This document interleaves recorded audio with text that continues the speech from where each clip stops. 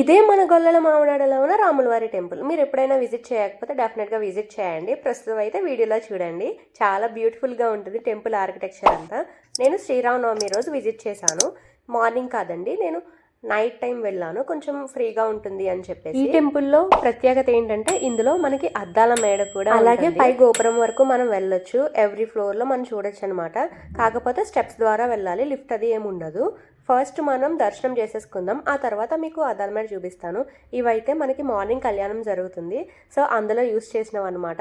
ఆ పీఠం అలాగే పల్లకి అవన్నీ కూడా. ఇదంతా టెంపుల్ లోపల ఉన్నది చూపిస్తున్నాను. లైన్ లేదని చెప్పేసి మేము నార్మల్ దర్శనానికే వచ్చేసాము. ఇందులో స్పెషల్ దర్శనం 100 రూపీస్ టికెట్ కూడా ఉంది. కాకపోతే జనం తక్కువ ఉన్నారు కాబట్టి నార్మల్ దర్శనం చేసుకుంటున్నాము. చూసారా స్వామివారు ఎంత అందంగా కనిపిస్తుంది. కుదిరినంతట్లో నేను క్యాప్చర్ చేశాను. మేము దగ్గర నుంచి అయితే దర్శనం చేసుకున్నాము. దర్శనం అయితే చాలా పీస్ఫుల్గా బాగా. బయటకు వచ్చిన తర్వాత వినాయకుల వారి దర్శనం కూడా చేసేసుకున్నాము. తర్వాత కొంచెం ఫ్రంట్కి వస్తే ఇక్కడ భజన అది చేస్తున్నారనమాట. డెకరేషన్ చూసారా ఎంత బాగా చేశారో. ఇది బయట నుంచి అనమాట. మేము లోపల నుంచి రాముల వారికి ఎదురుగుండా హనుమంతుల వారు కూడా ఉంటారు. ఆయన వెనకాల ధ్వజస్తంభం కూడా ఉంటుంది. రాముల వారు ఎక్కడుంటే హనుమంతుల వారు కూడా అక్కడే ఉంటారు కదా, మీకు తెలిసిందే కదా. ఇక్కడ మీకు బయట నుంచి 2 గోపురాలు కనిపించేలా నేను క్యాప్చర్ చేశాను. నిజంగా ఎంత బాగుందంటే 2 కళ్ళు సరిపోవండి, అంత బాగుంది.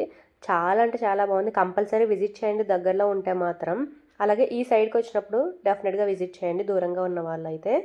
చూస్తున్నారా ఎంత బాగా డెకరేట్ చేశారో. ఇవి 2 గోపురాలు. అలాగే ఇది వచ్చేసి మార్నింగ్ కళ్యాణం జరుగుతుంది, రాముల వారి కళ్యాణం చాలా ఘనంగా చేస్తారు.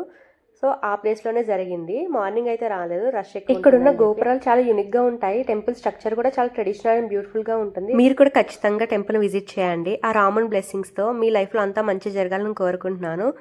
జై శ్రీరామ్. అలాగే మన ఛానల్ని సబ్స్క్రైబ్ చేసి పెట్టేసుకోండి, ఇలాంటి మంచి వీడియోస్ అన్నీ రాబోతున్నాయి. హ్యాపీ శ్రీరామ్.